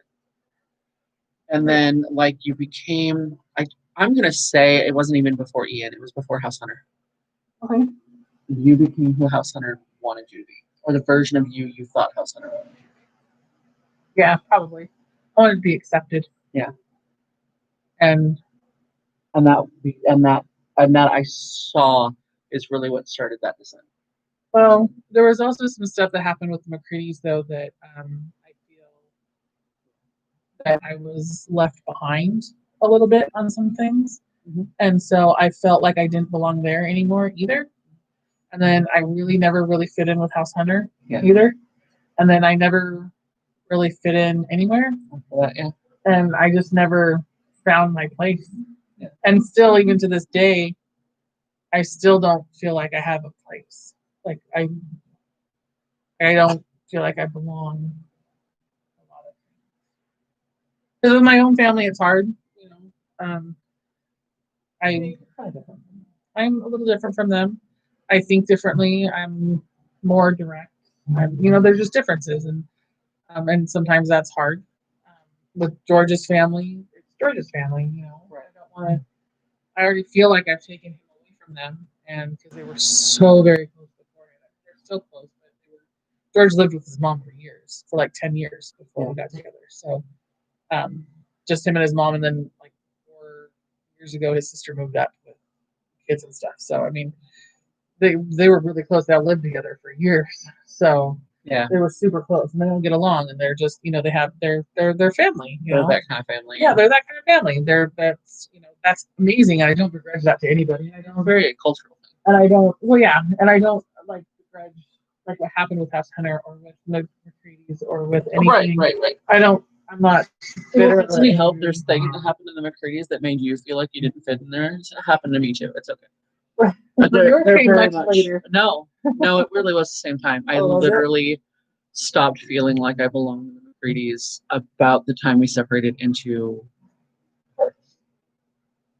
I was not even there for that. No. That was about the time we started going. Each part of the household wants to be a different part of the household, and that's not. Because I think your clan, you all are together, right? But everybody had so much different views of what they wanted to do that I was like, "Cool, you do what you're going to do. Because I don't care." But I don't know why you couldn't do what you wanted to do. I don't know either, but that's really what the downfall of the McCready's was. Well, and that's kind of how the Scottish clans worked. Was each family in a Scottish clan had its own family, right? Yeah, but we're still there. Right, and that was the problem. Is the hearts never came together the way they should have. And that's a whole other video, honestly. Yeah, no, the downfall of the McCready's really should be their own video. But there was a lot of that. I really didn't feel like I belonged. I mean, really, since I stopped using the name Braylon, really is when that whole family's just stopped being mine. I don't know. I can see that. Yeah. But I accepted Serene. When you started messing with it, Sarin and all Hey, that stuff, it's not my Tera, fault. That's that how it's stuff, really pronounced. that's all. I'm like, no, it's Serene. Yeah, no, it isn't. Sarah is actually just the SCA version. It's I the know. Welsh. I didn't mean to like raspberry that, but I kind of did. I mean, Oh no, it's just a like, thing. I hate it. I don't hate it. I accept it. It's just not. It's not the name. The name is Right. Sarin. And So that's that's, what it is. and I think being more affectionate, I feel like I wasn't able to be as affectionate for whatever. I'm an affectionate person. I love, like, I give, it was because I'm an introvert and I'm so shy. I guess I agree that I'm not hug worthy or that I'm not a hugger or that I don't like to be touched, but that is not true. I love holding hands. I want to be hugged. I like being affectionately touched. You know, That's really hard when you're with a guy who's, and this is the impression I was given. Yeah. Who assumes that this is a come on. Right. Yeah. And so Well, there were struggles. It's hard to be affectionate if every single thing of affection means something else. Right. And sometimes that's not. I just, yeah. Most importantly, now I have no problems asking George for hugs, even if we're the most mad we've ever been at each other. Mm-hmm. And I'm just like, yeah, he will stop and he will hug. But that's something to explain to him that why that was so important. Yeah. But now it's like he'll stop and he'll give me a hug, and it's just that's Tim and I have this thing. It's called. And I think it's beautiful. I love it. The iFits. Yes. That's what I was going to talk about. But yeah, I love the iFits. No, there's this thing that we actually read online together. It was called Touch Starved. And this is an actual psychological thing. It's where your skin actually yearns to be touched. And a lot of people in America are touch starved because we are very much a culture that doesn't touch each other. I don't understand. I don't either. And so when Tim and I first got together, I would tell him that I'm feeling touch starved, and he would literally just come lay on me. Oh. And I'd be all, I didn't mean right. But that's how it works. Yeah. He would just be suddenly all up in my face and laying on me, and I'm like, I would like to actually breathe while not being touched starved. The iFits thing, it happens especially on this couch because Tim doesn't like the feeling of the couch itself, so he kneels about where you're sitting. Okay. And I will go, I need to fit. And he'll stretch out his arms, and then I'll just tuck in right here. And then I fit perfectly. And then I go, if I fit, I sit. And yeah, no, it's cute. It's this cute little thing we do. And it makes other people just terribly nauseous. It doesn't make me nauseous. Like, I feel like I give people diabetes. You might, but that's okay. All right, next question. All right. What would make you the happiest right now?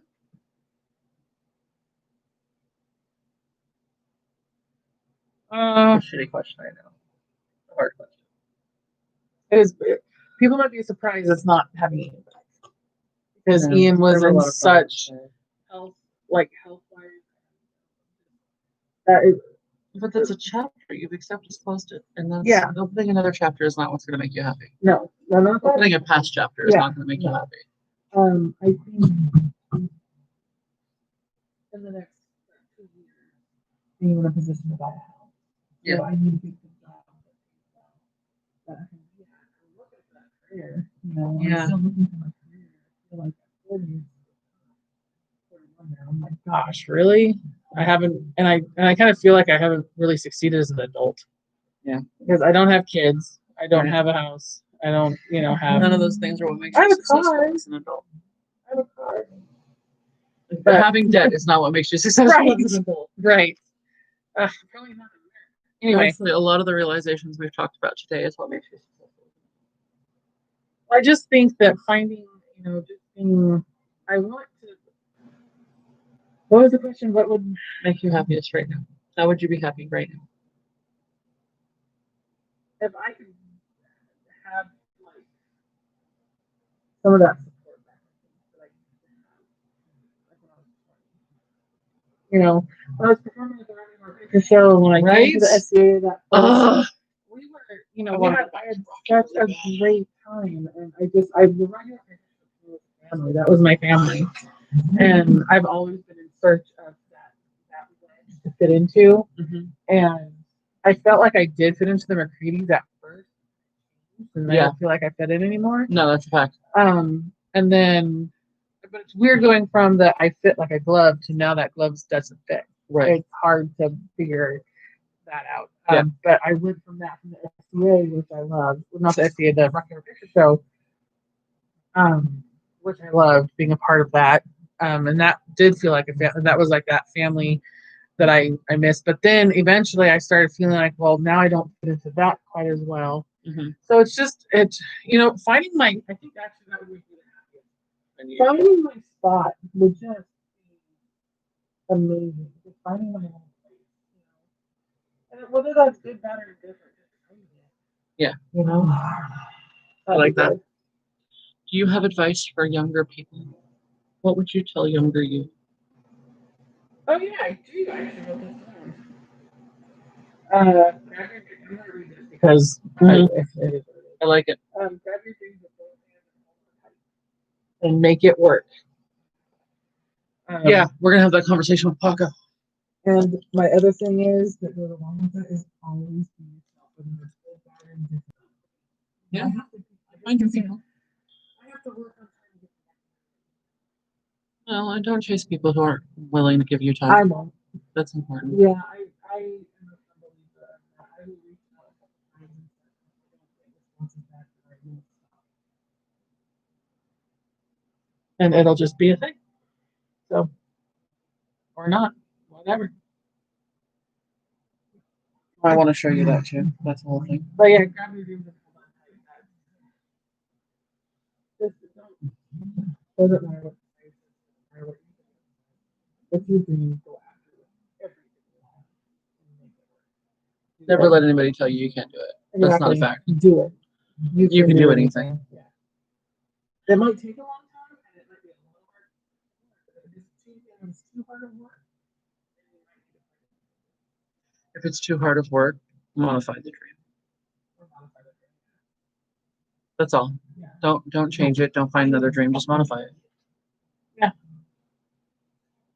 What is the top or most important item on your bucket list? Okay, so I disagree with your answer. that's fine. I really do. So it was very true that at the end of my and Ian's relationship, I literally had given up on my dream. I was never going to make enough for my house on our own. Right. I was never going to. I was never going to be able to be the dog holder I wanted to be. Right. In a good way, though. It helped me make the dog. But every dog needs a pat. Right. I just felt like I had given up a lot of my dreams, and I didn't really have any more. And so it's taken me a long time to try to rebuild that. And now I feel that I actually can head to that house and have a dog again. I mean, those are stupid things to have on a bucket list. They're really not. But those are my biggest thing is that I want to own my own home. I want to be in my own house that nobody can ever take away from me, except for the bank because I don't pay the mortgage. But if I can make sure to pay my rent, I can make sure to pay my mortgage. It works for you. Manufactured. Oh no, that's what I'm probably going to be. It is the best option. Yeah, no, absolutely.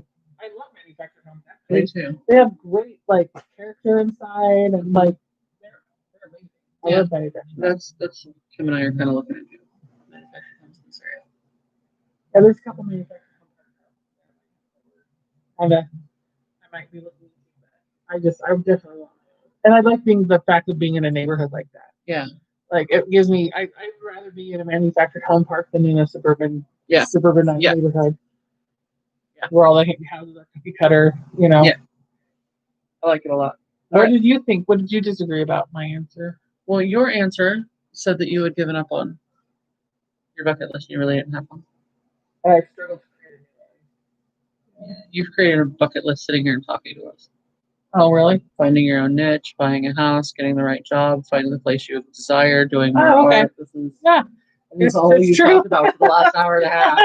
I'm like, that's not a thing. What motivational statement or principle have you tried to live your life by? What movie is it? what is it? There's a movie that's about an inn in India, and the kid in that movie he says something to the people there, and it stuck with me ever since I That watched. is the Darling It's the best Darjeeling morning star. Unlimited, right? Huh? Oh God, what is it called? No, it's the best something inn. Yeah, yeah, I know what you're talking Yeah. about. It's got Really great. it's amazing. You need to find it. I will find it and I will post it. I will post it with this video. The statement I have to tell you a secret about that. Mhm. That's not where that quote comes from. He says it. He Yeah. totally does. Do you know where that quote comes from? Not a clue. Om Shanti Om. Oh, nice. SRK says it. Nice. It is a line from many Well, okay, SRK which films. movies come out? Om Shanti Om came out first. Okay. Because Vaughn and I saw the movie you're talking about in the Which theater. is funny because after we owned Om Shanti. that is actually kind of funny because Om Shanti Om is one of the only Bollywood movies that I Have you actually ever seen? liked and RIP. Right. So But I I thought actually that's where you love saw that. it. But I No. think he actually, SRK actually says it in DDLJ for the first time. Okay. And that movie is 30 some odd years old. Yeah. That movie is actually the longest running in theater movie. Well, it still runs in theaters in India. Basically, it's an Indian. I think it's an Indian proverb. Yeah. Or something. Everything's going to be okay because everything has a happy ending. So if it's not happy, it's not the end. Yeah. And so, and that's, and he just modifies it to everything will be okay in the end. If it's not, everything will be all right in the end. And if it's not all right, then it's not the end. And the other thing is that what motivates me to like wake up so much every day that I do wake up anxiety ridden. Because I don't think I have depression necessarily, but I do understanding more and more that I have some severe anxiety that I think has been misdiagnosed over the years and never really dealt with. Yeah. Which is incredibly sad to me. About, I found my report cards from like kindergarten, first, second, third grade. Good luck with that. I had ADHD like clear as day. Clear as day. Yeah. But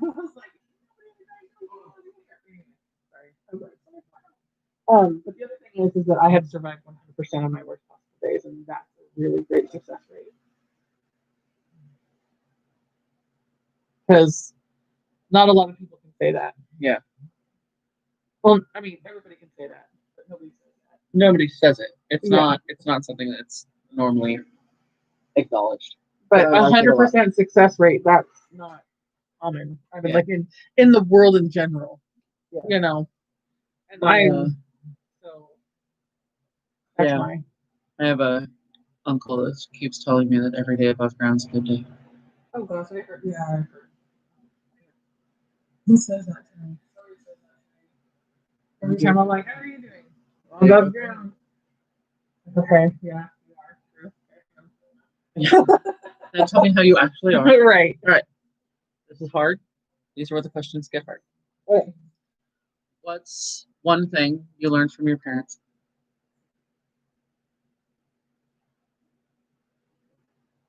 That's hard.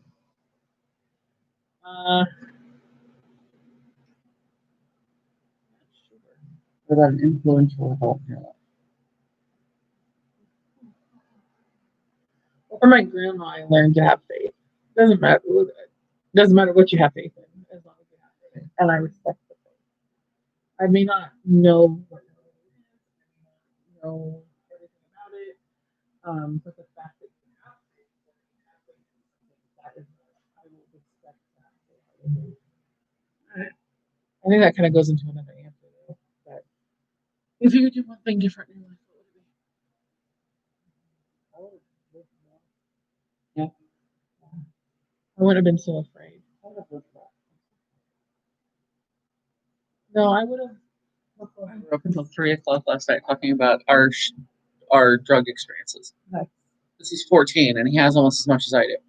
And by the time I went to bed, I was like, God, how did I survive my teenage years? Jesus. We're still all wondering that. Right? That is a fact. Bless you. It's not to be so scared of and I've always been afraid to reach out to people because I'm terrified of rejection. And so I didn't reach out a lot because and I couldn't handle that.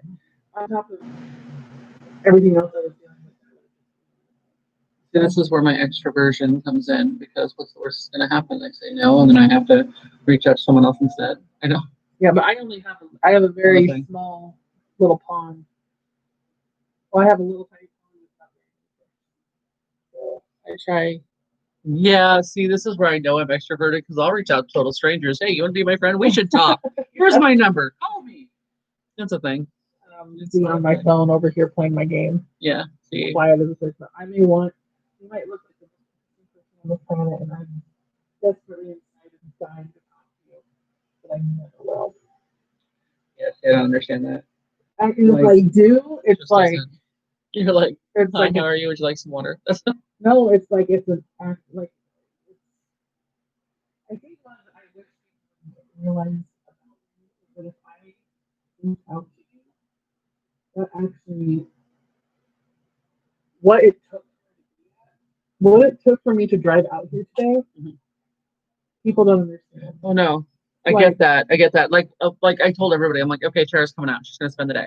She'll probably leave here around 12:30, maybe noon, and she'll probably leave midnight, 1 o'clock. That's how we do things. It's the way it is. I can't guarantee we're not just gonna wander away today. Because that's just what happens when Tara and I get together. It's just gonna be that way. And they were like, well, why is she coming out? And I said, Tara's coming over because it's time for her to come over. It doesn't matter. Shut up. Right. And so they were like, okay, well, what else are we doing? Tara's coming over. That's what we're doing. Well, what are we doing when Tara's here? No. No. Tara's going to be here. That's what's happening. Rearrange my whole schedule. Tara's coming out. Shut up. The day you took your dad to the hospital, we had the full day. Just nothing's happening. Right. Nothing, because Tara was going to come out. Right. And I had to tell her. Right. I'm so sorry. You're like, I can't come out. And I was like, oh, I got nothing to do. Shit.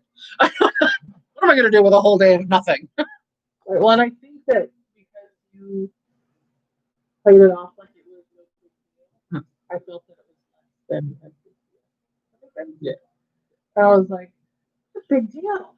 No, and you were like, I'm sick with dad at the hospital. I was like, yeah, no, don't feel guilty. Go do the thing. I was still going to try to come out here. I know you were. And I was like, no. But I was still with him at like 3 or 4 o'clock, and I was like, I'm so done. Yeah. My spoons are done. But I was like, yeah, this is not a big deal. It was not a big deal that you did not come out. I understood the difference. And please know that when I tell you those things, I understand. Right. Like, when you go, I'm going to come out and spend the day with you. I cancel my fucking plans. Right. Because nobody else gets to do anything. Well, except Mom. She's going to come out here today, and that's just going to be because Mom called me this morning and told me. I didn't really have a choice. But I understand. I understand what it takes for you to get in the car, leave the house, come out here. I understand. And I was like, well, is it going to be like before? Or is it going to be different? Is it going to be weird? Is it going to be like... Yes, all of the like, it's just like all that stuff creates so much anxiety. That, like, I tried to drink a coffee today, and because my anxiety is so strong, don't do that. No, it's not going to happen. No, that's okay. Same thing. I had a bowl of cereal for breakfast. I didn't think I could handle anything bigger. But I did, because I sat here going, okay, when my mom died, and it's been 6-7 years. Oh God, it's been longer than that. It's been 6 years. Okay, she died in 2013. This is 20. Shit, that's 7 years. Okay, so November, it'll be 7 years. I made a lot of jokes about the grief rewriting my brain. It does. Right? And people were like, I don't understand what that means. I'm like, you can't understand until you go through it. I can explain. And so you and I haven't really seen each other. Not like spend a whole lot of time together. Like, we talk on the phone, we talk on Facebook, and we've been to coffee once or twice. But that's it. Right. And we used to spend every day, all day. Like, we talk about how Tara and I live together, but let's be realistic. Other people lived in our house, and Tara and I were roommates. That's how that worked. Everything. Do you really? Yes, I do.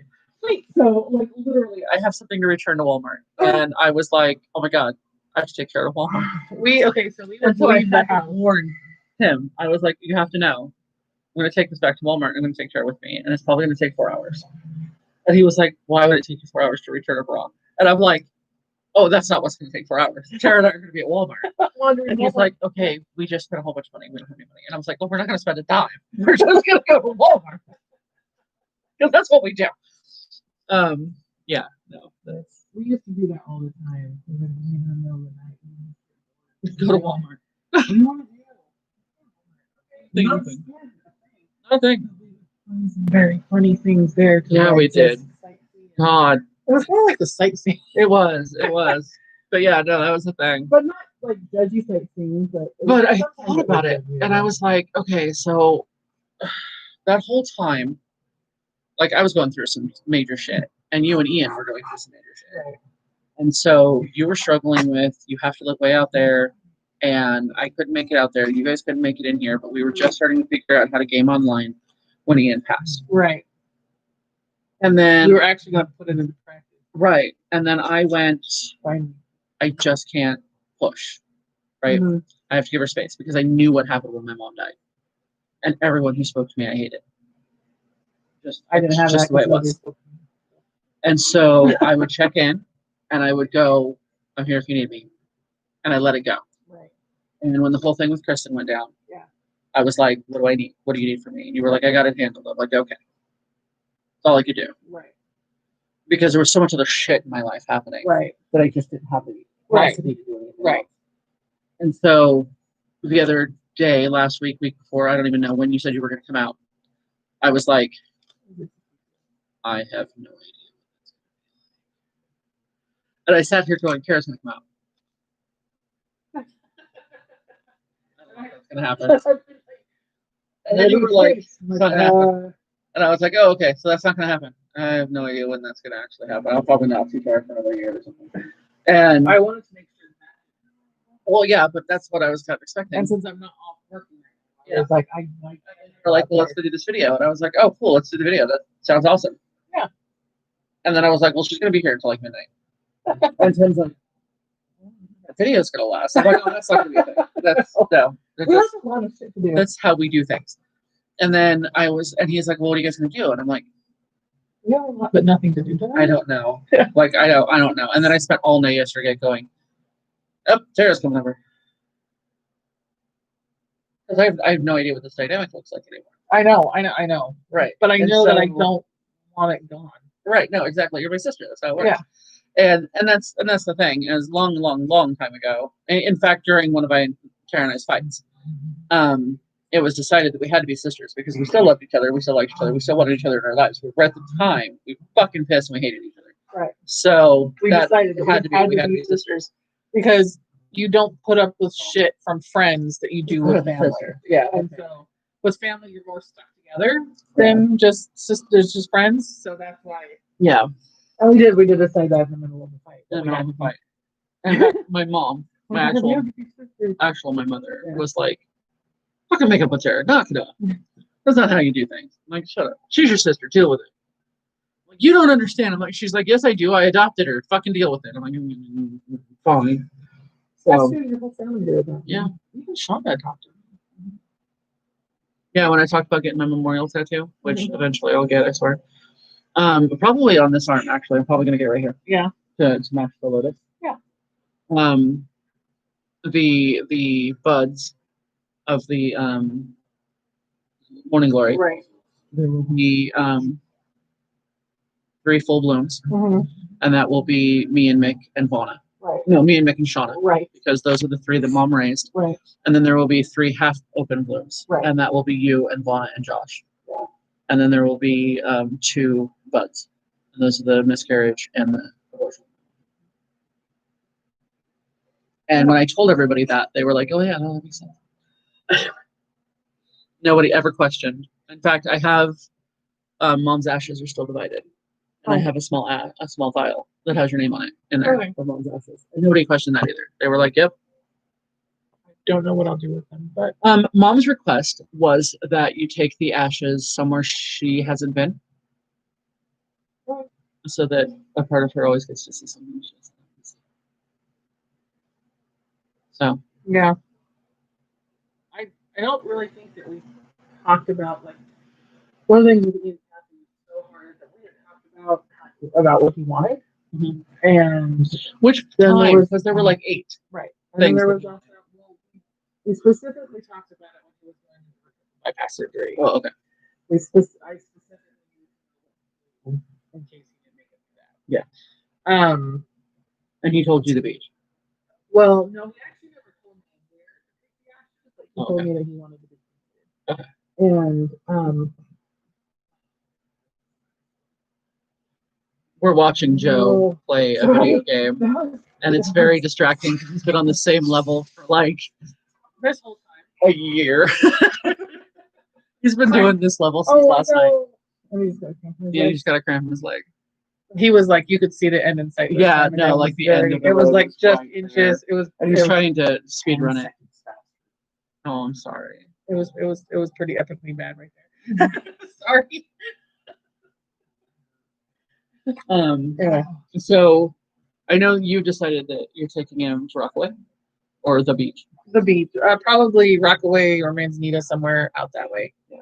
But no, but like the decision to like his family was like, okay, so when are we going to do the waking? When are we going to be buried? Blah blah blah blah blah. Well, the thing was that I was not making very much. I was a school bus driver. Not making very much. Yeah. Yeah. I couldn't afford a lot.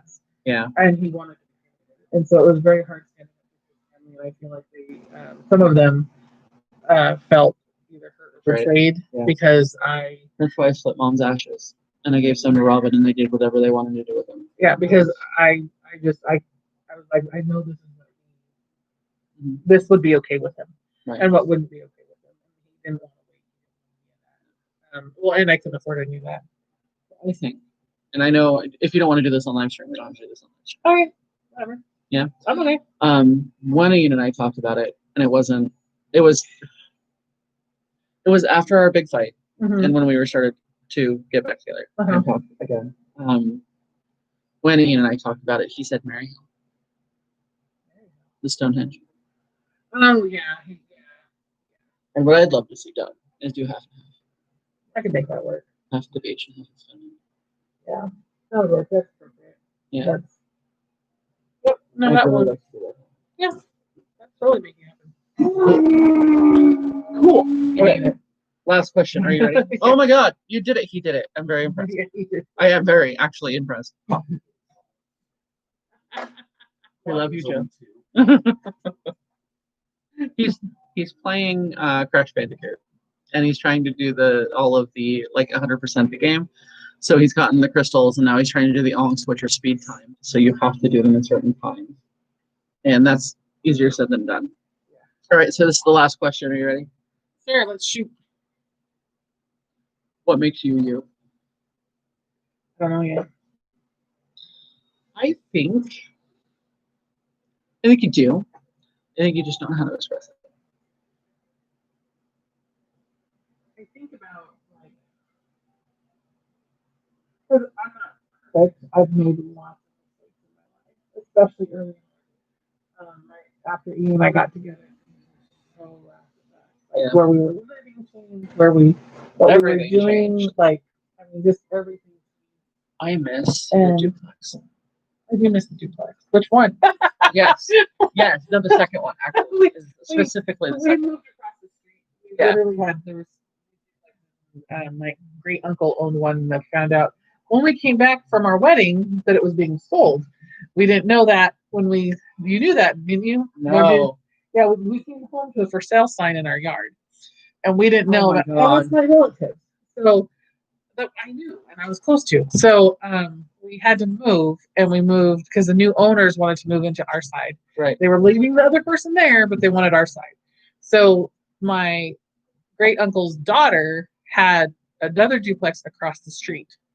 We literally moved across the street and with postal bins. Yeah. With the postal bins. Yeah. And everything was like, we would take everything off the shelf. We move the shelf over. We would take everything and put it back up. Yeah. So for me, it kind of blended. It was so crazy. No, I remember that move. It was that was my favorite move I've ever done. Ever. And the night before we moved, we bought that big old entertainment center that we set up. Yes. And so because I remember you and Alicia and I think Allie, I'm not sure. Yeah. The four of us sat down and put that fucking thing There together. was 2 things we built. I can't remember what the other thing was. I think it was like a bookshelf. I thought it was a bookshelf, yeah. Because the bookshelf was stupid easy. Yeah, but this entertainment center was massive and it was a nightmare. A nightmare. And we were like, I don't know how you're getting that out of here. But it was beautiful. And we managed that part when we moved into Josie's. Yeah. No, that was a really awesome. And then we left it at Josie's. Yeah. Because we're like, do you guys want this? I think we were like, I hope that we were like, do you want this? And we left it, or we might have just. That was such. I was crazy in that point in my life, and I don't remember any of it. So was I. No, like I literally lost my mind. I don't remember half of Mason Street House. Yeah. Bad things happened. Mason Street. That was the house that we would do. That you first did the Shark game, not the Mill House. The Mill House was Gresham. Nope, we started the Shark game in the Mill House. No, we didn't. Yes, we did. We had one Shark game at the Mason House. No, I started running at the Mason House. It was not the Shark game. You had started the Shark the very. Okay, maybe it was archaeology. We didn't do the foster home until Mill Street because I didn't get a hold of my Aunt Shard while I was on Mason. Okay. I didn't do that until I got back on the mill. That house was bad. That home Liberty was bad. Bad things happened to Mason. Like really, really bad things happened to Mason. I was legitimately crazy in Mason Street. Yeah. Especially at the end. Yeah. So yeah, that's the whole thing. But yeah, no, that was my favorite move because I loved the idea that we literally boxed stuff off of shelves, moved the shelves over, just took things back and put them directly back on the shelf. Oh, the fridge, the kitchen, put it up in the cupboard. Like, it was like it was from the cupboard into the cupboard. It was super easy. It was actually pretty easy. Yeah. It didn't take too long. It didn't take too long. And then we gamed that night. I think we gamed the whole weekend. Like we all just stayed and gamed the weekend. Might have. It was an epic weekend. It was really great, and I loved that. I did too. That apartment. It was really nice. Yeah, that duplex. Yeah, I really liked it. It was nice. Yeah, I had it. Yeah. Well, and like with you guys, like when we moved out from you guys, it was because your brother had said that he was going to sell the house. Oh yeah, no, totally. And I was like the first person who buys it, and I'm like, well, then we have to move because I can't rely on that. Yeah. And that's not stable enough. And then we were there like another year. No, like 2 or 3 years because Dad and Gloria moved in there. Yeah. You guys were there for a couple more years. Yeah. Well, you know why we had to leave finally. It got foreclosed, right? Yeah. Because you were making the payment, but he wasn't making the payment. Yeah. We would pay him rent and then he wasn't making the payment with him. I felt bad leaving you guys live in a lurch like that, but I couldn't deal with that. Oh no! And then he had the nerve to tell us that we should pay him reparations for leaving. And I was like, "Well, you know that 6 months rent we just paid you? There's your reparations, right? Because you didn't use it to pay mortgage, so I don't know what to tell you." Yeah.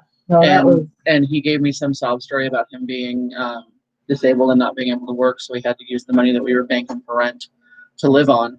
So, that's something we should just have to deal with. And I was like, that's not the agreement we made. Right. I don't know what to tell you. And then he was like, oh no, he got really bad. Like, he's crazy. That's a whole other story. Okay, I'm sorry. See, what happens when I all right, sorry. So, what question, besides the one you already pointed out, because I'll fix that later. Okay. What am I missing? Oh, I have. What would you like to add? There was what's your least favorite word? Right. I will add that. But, there was something else. Yeah.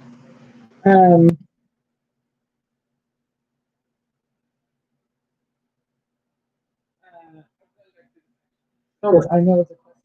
Totally.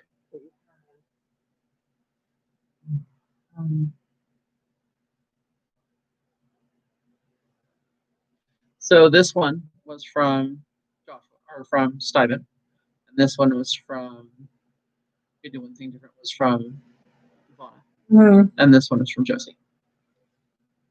The other 3 people I've introduced. Aside from what's your least favorite cuss word, I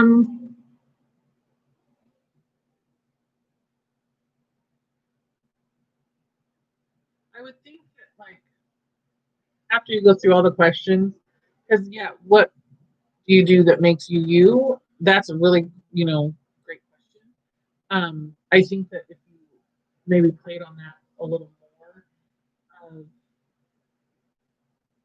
asking that person not a question to add questions, but what did I miss about you? Like, what did is there something else that we haven't covered that you want people to know about you? Does that make sense?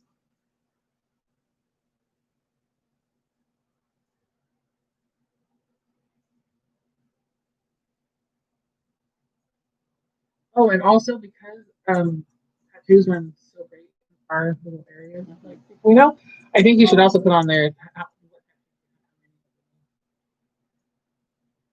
I will list that actually. Of you? Oh,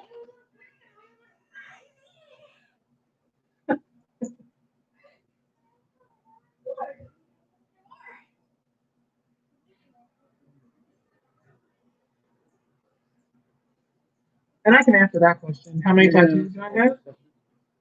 I have 2, 3, 4. I have 4 tattoos. You want to show them? Well, 3 of them are on my legs, and that's kind of hard. Not really. Stand up.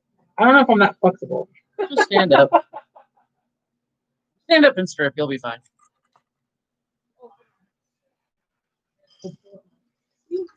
Whatever. This accounts for 2 of them.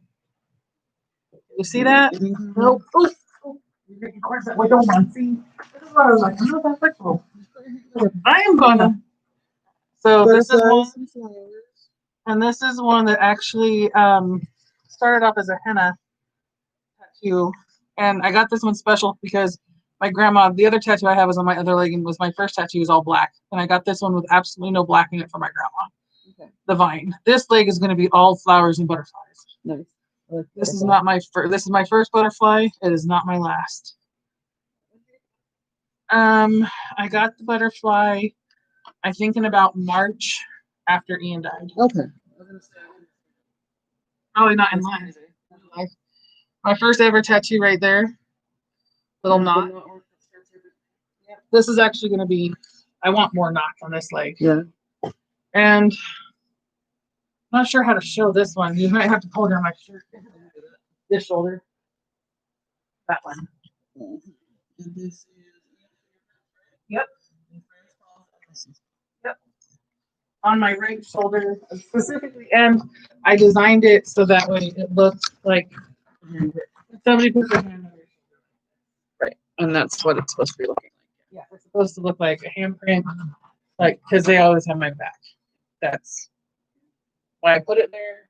And I honestly I didn't want to see it every day. I really didn't. Sometimes I'm like, just because it's important to me, but I didn't want it in my face. And also, if I were to get with somebody, the thought process of when I got it was, if I do meet somebody again and I'm with them, I didn't want it to be so overpowering that they felt bad by it. Right. You know? Right. You don't want a constant. Right. He's amazing. He's extremely patient and understanding. I've accidentally called him Ian a couple times. So Give me one second. Hello.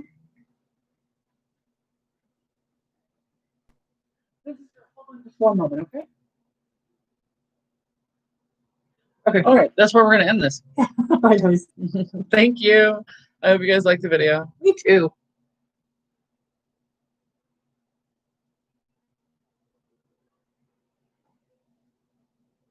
Or we're not. We're just going to be on forever. Haven't you done this before? Yes. Hello. Hi, Kitty.